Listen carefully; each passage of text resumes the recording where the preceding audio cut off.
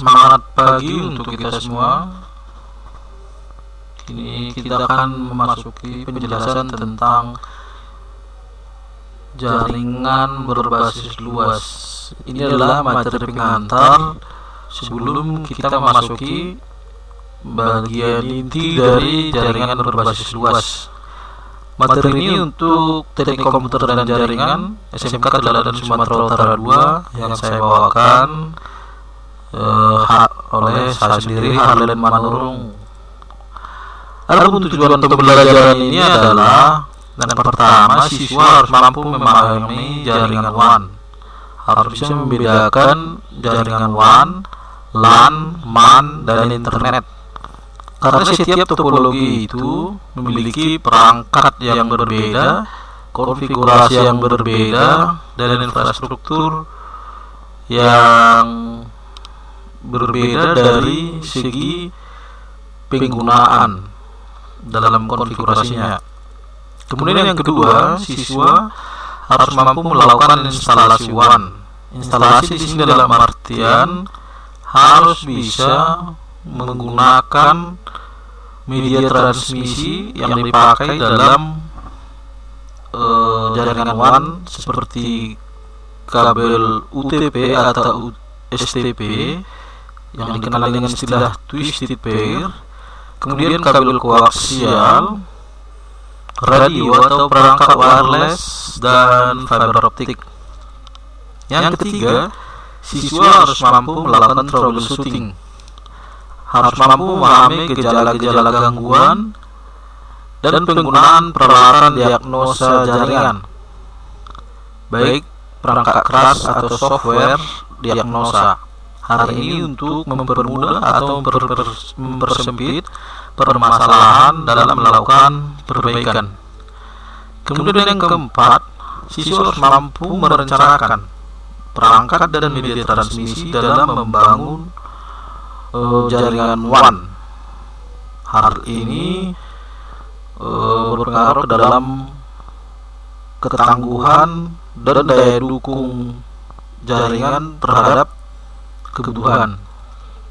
Untuk mencapai pembelajaran tadi, tujuan pembelajaran yang kita jelaskan sebelumnya, telah dibuatkan milestone atau urutan-urutan pembelajaran untuk jaringan berbasis luas. Yang pertama adalah siswa harus memiliki kemampuan untuk menganalisa jaringan berbasis luas.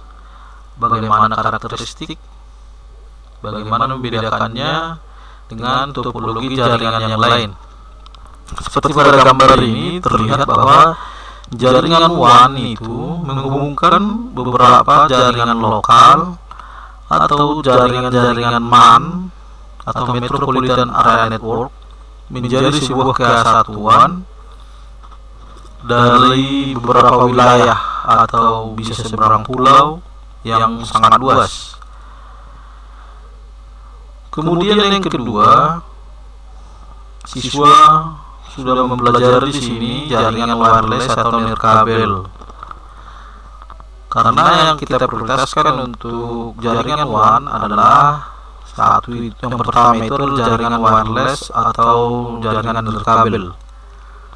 Di sini kita akan mempelajari karakteristik gelombang radio dan perangkat-perangkatnya.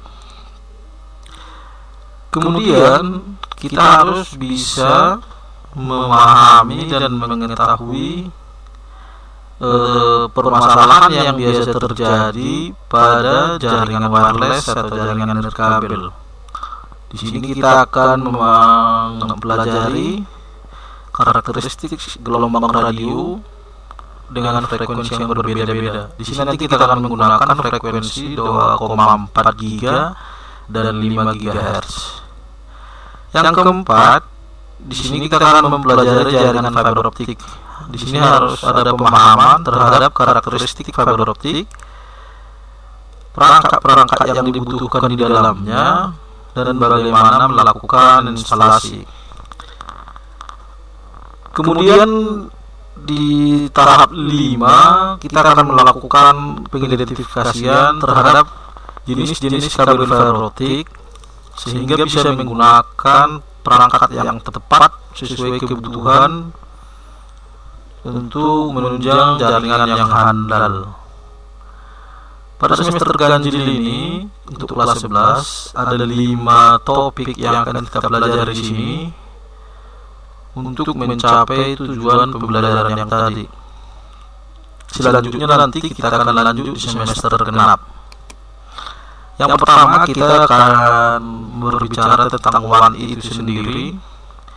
WAN itu merupakan sebuah topologi yang menghubungkan area yang sangat luas sehingga menjadi satu kesatuan jaringan. Di dalam WAN terdapat beberapa LAN atau MAN atau Metropolitan Area Network digabungkan menjadi satu kesatuan yang besar.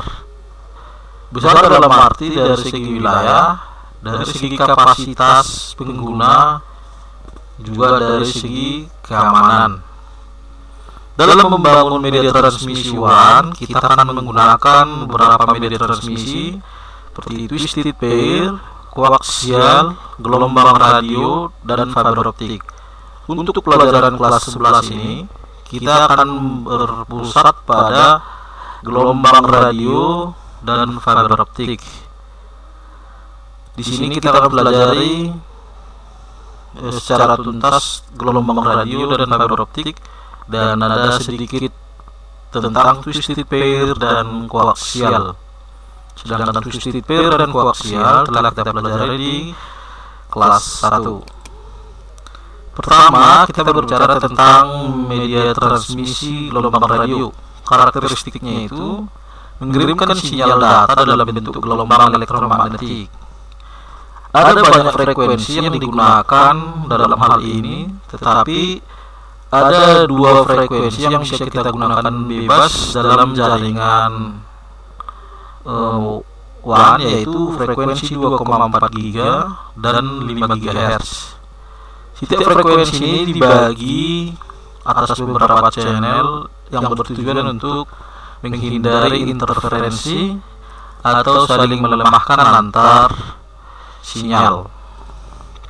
Kemudian kita akan masuk ke fiber optik, di mana karakteristiknya ini mengirimkan sinyal data dalam berkas cahaya yang merambat di sepanjang jalur kabel.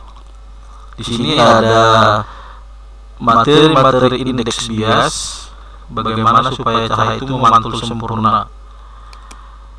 Kemudian karakteristik fiber optik ini saat ini merupakan media transmisi yang paling cepat sampai saat ini, dan karena dia bergerak dalam bentuk berkas cahaya, dia tidak dipengaruhi oleh medan listrik. Jadi dia itu salah satu keunggulan dari fiber optik, karena dia tidak bisa disadap oleh pendeteksi sinyal listrik. Oke, kemudian yang keempat, twisted pair. Kita juga nanti akan sebagian kecil menggunakan ini untuk membangun jaringan WAN. Kemudian koaksial kabel. Ini masih digunakan untuk jaringan broadband sekarang, atau jaringan-jaringan yang menggunakan satelit masih menggunakan koaksial kabel sebagian.